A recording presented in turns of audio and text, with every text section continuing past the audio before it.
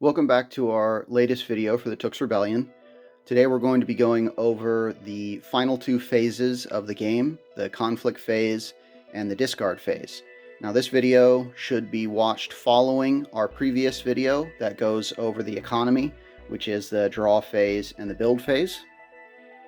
And we're just going to go over mostly setting up battles and all of the nuances and rules, but we're also going to go over sort of showing how these events cards are played. The conflict phase breaks down into two parts. It breaks down into the event card and battles. Now, the main player gets to pick which happens first, and you have to completely resolve one before moving on to the other, and then once both of those have been resolved once, the conflict phase is over. So you can't flip-flop back and forth between doing some event cards, doing a battle, and then going back and doing event cards.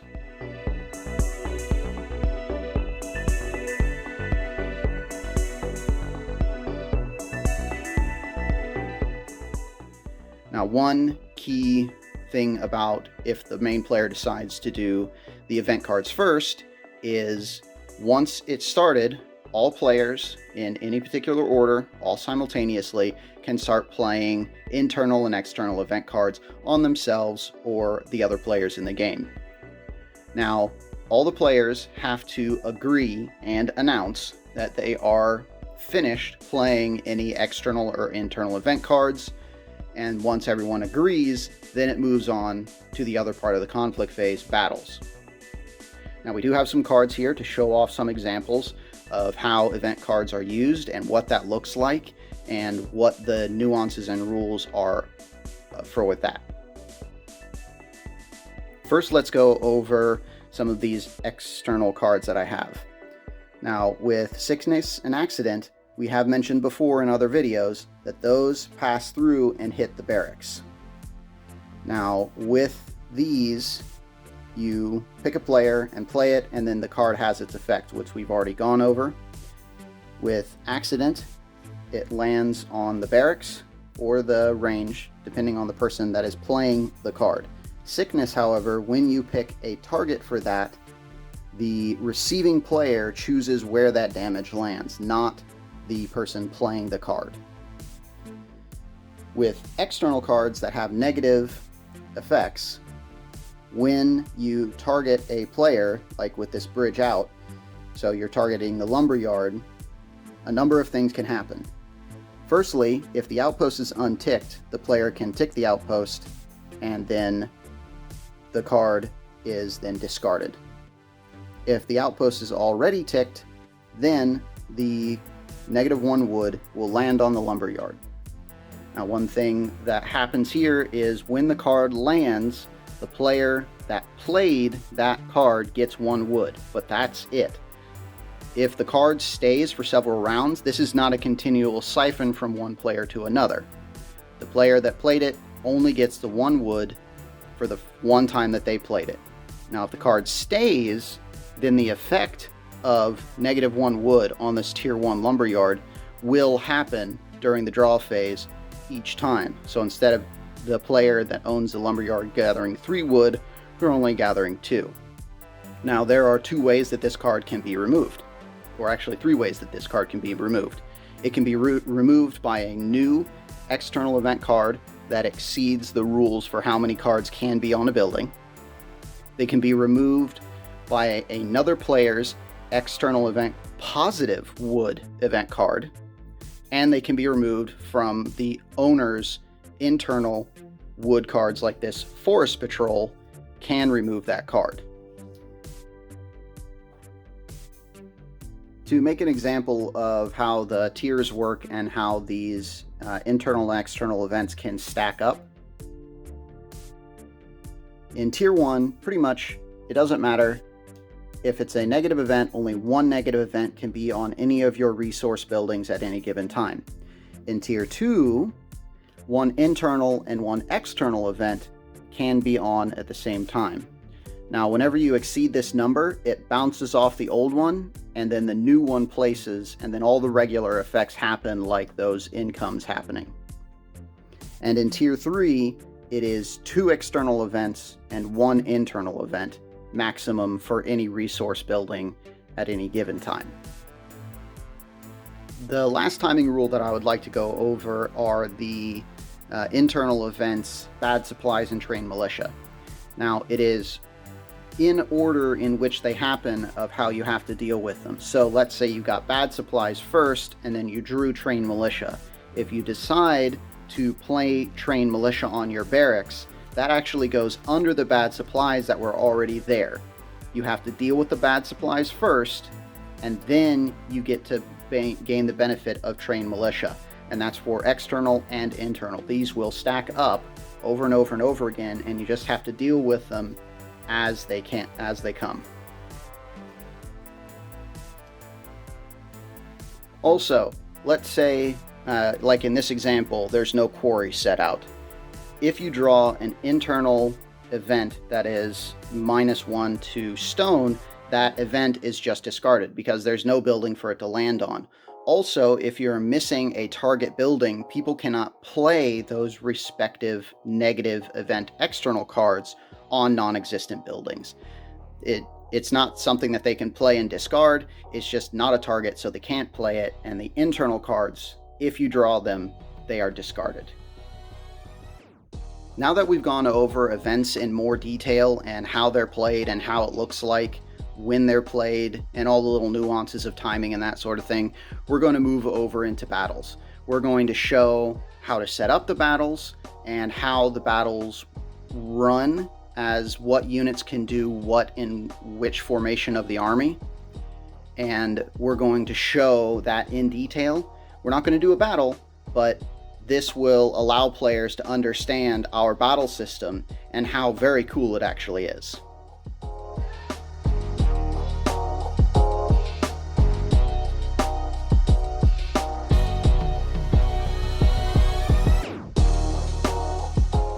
Now that we've gone over events and what the main player can do and other players can do during the event part of the conflict phase, we're going to move over into battles.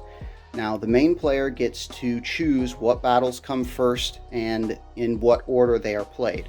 This can still be a negotiation between players, just in case the main player isn't aware of some of the others' current circumstances, and it can be just a decision as a group, or the main player can make the final decision on which battles are played first.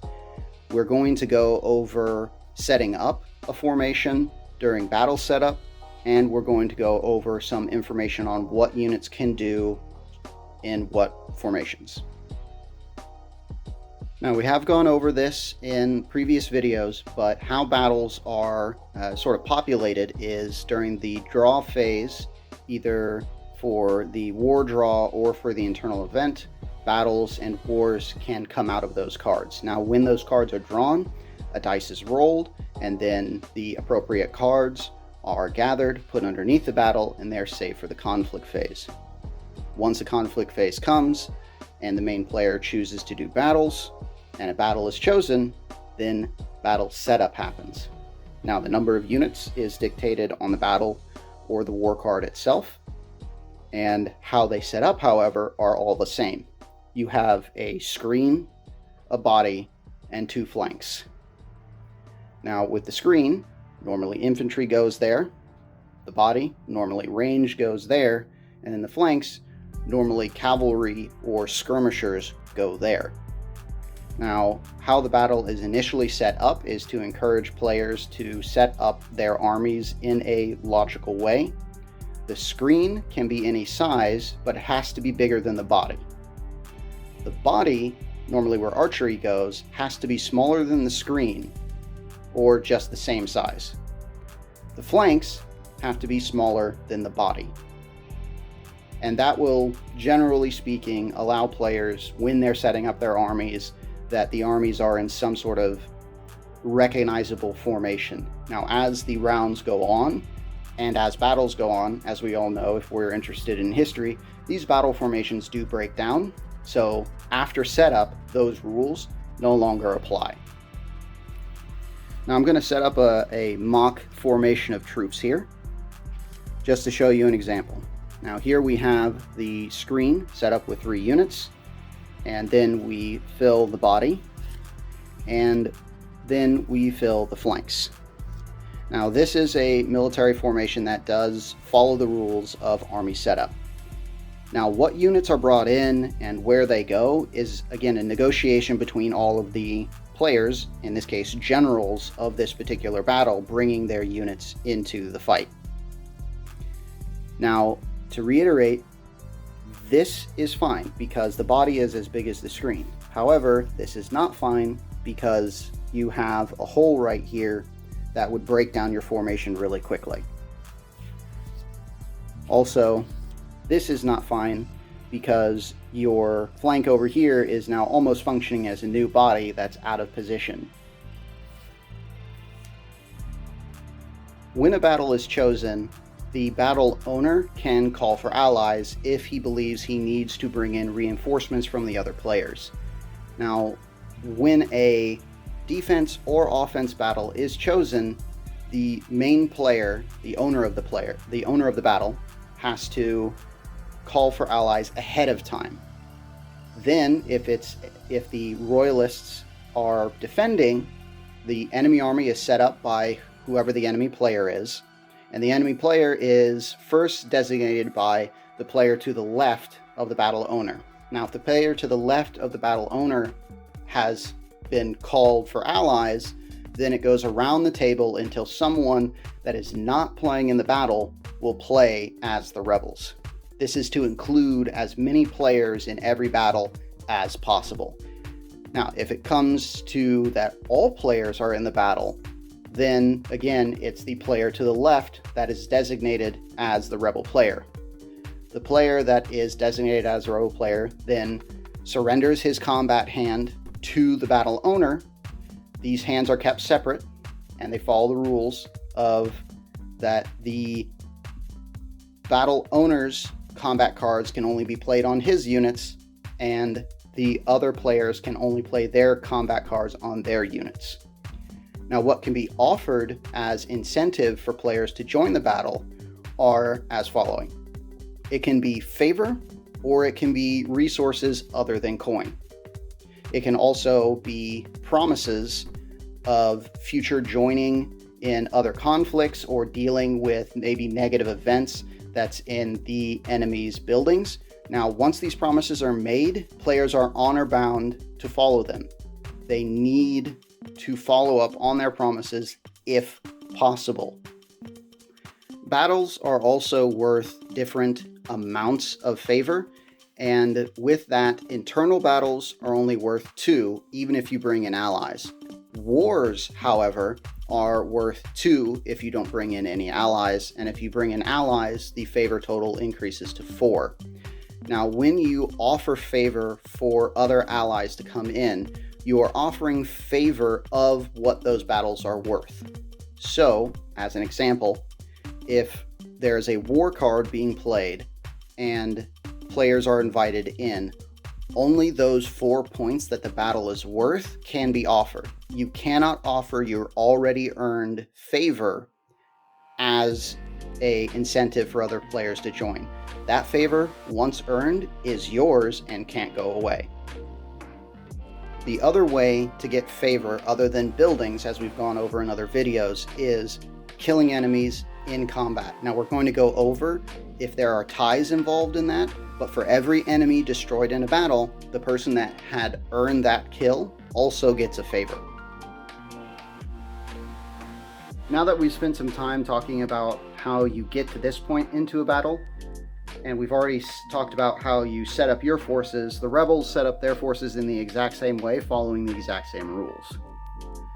The other note to make here, that if you are playing as the loyalists and you draw a defensive battle, the enemy sets up first so you can see what's there, and then as the defenders having that bonus, you can set up your troops accordingly.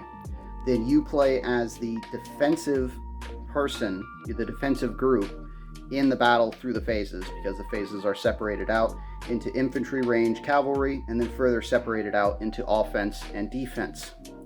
If it's an offensive battle, you actually have to set up first. Your allies have to put all of their units, and you have to set up everything ahead of time, and then the rebels get to set up in response, making offensive battles a little bit more risky. Now we're going to go over all the phases of a battle.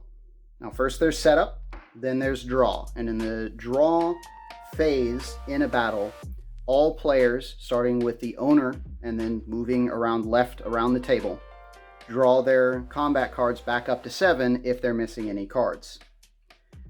Then once all the players do that, last is the rebel player who draws his cards up to 7.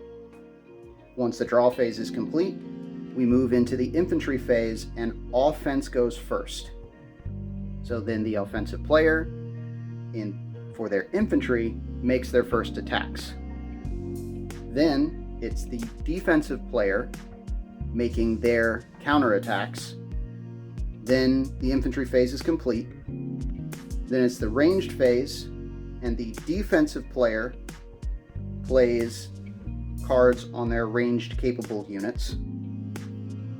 And then it goes over to the offensive ranged, and they play their ranged units. Then it goes into the cavalry phase. Offense gets to go again, and then defense, and then at the end it's movement.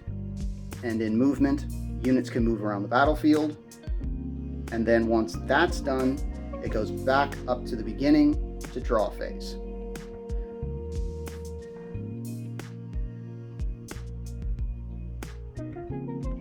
Now, with the infantry phase, units that are infantry and ranged units that have an infantry attack number, which we've already gone over in other videos, get to make their attacks. Now, both ranged and infantry play infantry attack cards, and in the screen, infantry or ranged units or any units in the screen have to match up 1-to-1 across from one another. So this one has to attack here, this one has to attack here, and this one has to attack here. If you have extra units in the screen like this, you can gang up. This unit is considered free. Now, once these units make their first contact, they're considered engaged. And engaged units can't adjust their targets until the unit that they're facing is destroyed, or in this case, during the movement phase, they move back to the body. That's the only place units that are engaged in the screen can go. And then they're considered unengaged. If there's a unit, like let's say here, this unit is destroyed, this unit is immediately considered no longer engaged. Now, how damage is dealt, and we have briefly gone over this in other videos, is, let's say this is the rebels' offensive part of the infantry phase. They get to play an attack card, and let's say he plays this attack card. Now, the rebel player has to place all of their attack cards that they plan to play in that phase, and then they have to announce to the group that I am fully committed. Now, once the rebel player announces that, then the loyalists can play defensive cards, defensive tactic cards. Now, as we've gone over, infantry defensive tactics go with infantry, range go with range, cav go with cav. So in this case, I'm going to play a defensive card here. Now, once that's done, all the defensive players that have played all the defensive cards that they plan to play are complete. The defensive players have to say, we're fully committed. And once that's done, then all of the damage is done across the board. All of the abilities that are used also fire off according to when the cards say they fire off, and follow the rules that the cards say. Now, this repeats in the ranged and cavalry phases, cards appropriately being played on their units.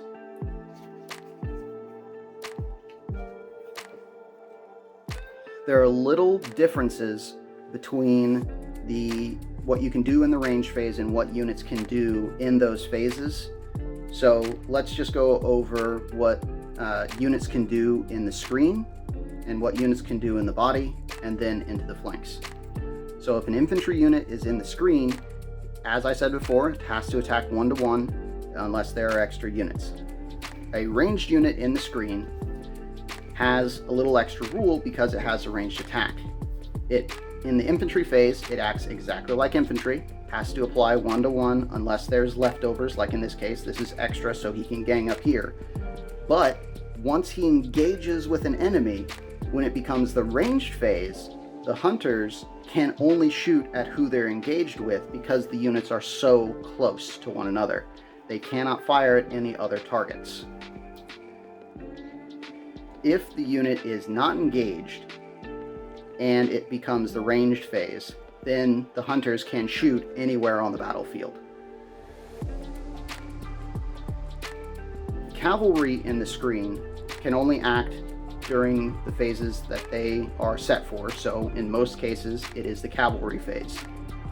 In the screen, cavalry also have to apply 1-to-1, just like infantry in range, and they get engaged just like every other unit.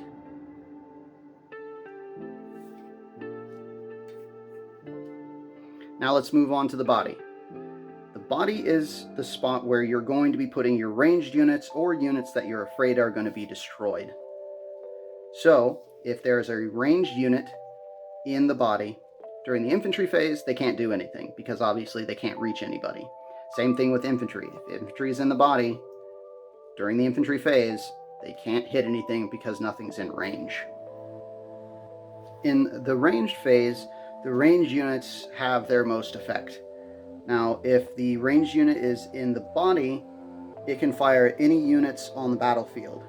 Also, as logic dictates, this unit never gets engaged, so each time the range phase comes up, as long as the unit's left on the battlefield, it can shoot anywhere on the battlefield at any target. Now, one thing to keep in mind is for any target, there can only be 2 ranged units attacking it, unless there's not enough targets left. During the ranged phase, if the ranged unit is in the flank, this flank, it can fire here, it can fire at the screen, and it can fire at the body. However, it cannot fire completely across the battlefield because it's too far. Also, as an added note, the faction Shobal has the ranged Shobal scouts that are cavalry. Now, during the ranged phase, this particular unit can fire from the body and from the flank and follows all the same rules as regular ranged units. But being that it's a cavalry, it has a cavalry attack during the cavalry phase and a ranged attack during the ranged phase. But it does still follow all ranged rules that everybody else follows. Now we move on to the flanks. The flanks are a little bit different than the other positions on the battlefield for each unit type. Now, if a infantry or cavalry unit is in a flank, let's say it's set up like this, when the infantry attacks during the infantry phase, it picks a target and still must follow the 1-to-1 rule. It cannot gang up. And then once the combat and damage is dealt, this unit goes back to its flank and completely disengages. Every single time that an infantry attacks, after it's done, it disengages. Ranged units in the flank also act and follow the same rules as the infantry for a 1-to-1, and then once it's done, it disengages. Now that is a key note for the hunters here, that if they infantry attack during the infantry phase, they're not engaged, so they don't have to shoot at the unit that they attacked during the infantry phase when it is the ranged phase. During the cavalry phase, cavalry can gang up, however. So this can happen if these 2 units are in this flank set up like this. They can gang up on this target. And why this is, cavalry have far more mobility and are far faster than both ranged and infantry units. So in the flank where they should be, they are more powerful and more deadly. Now that we've gone over all of the phases and all of the different parts of the battlefield and what units can do in their different sections, we'll go into what happens as the battle progresses. So let's say the entire screen goes away. When that happens, all units that are in the body are immediately put into the screen to show that the force that did that is pressing forward their advantage. Now, if the screen is completely gone and the body is completely gone, all that remains are units in the flanks. Those units stay in their flanks until after all of the phases go through and in the movement phase, and then all units in the flanks are forced into the screen to make a new screen. This is again to showcase the army overwhelming what's left of the remnants of their opponent. Now we're going to go over how you get favor by killing units, and that's pretty self-explanatory. If you kill a unit, you get the favor. However, if multiple players participate in a kill, then it becomes, okay, who gets the favor? Now there is a very simple step-by-step system that showcases how you get the favor to the correct person. Now normally, if it's just 1-to-1, whoever gets the kill gets the favor. If 2 players attack the same unit and the unit dies, then it becomes, okay, who put more units? If it's 1-to-1, then that's a tie. Whoever the very next tiebreaker is, if one of these players is the owner of the battle, they get the kill, they get the favor.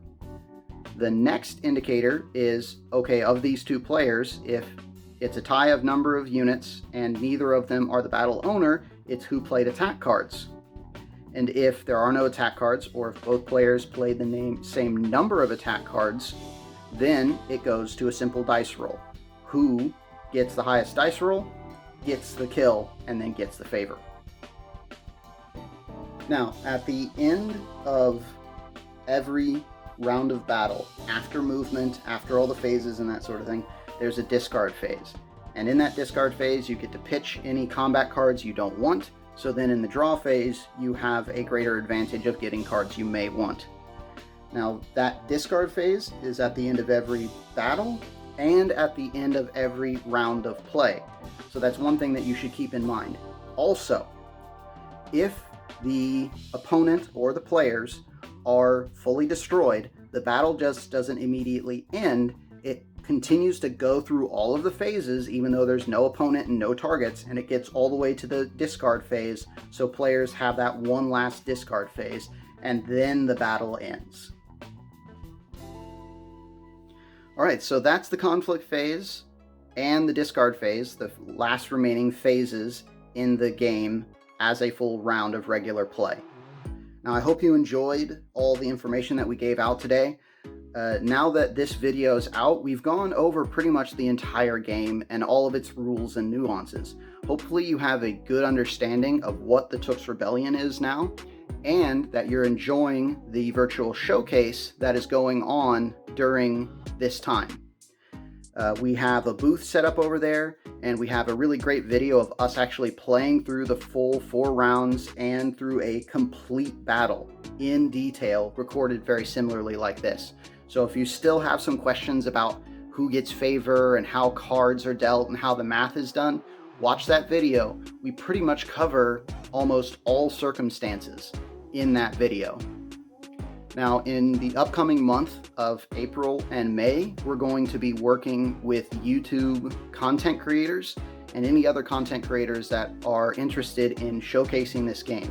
We have a tabletop simulator version of the game that is used for the press for those content creators, and we already have a number of them lined up, and we're always in the look for more individuals that are interested, that are content creators, to check this game out and showcase it on their YouTube channel. We're really excited about the YouTube channels that we already have in line, and we're looking forward to any others that are interested. Thank you very much, and again, I hope you have a good day and that you've really enjoyed all this information that we've given out about the game.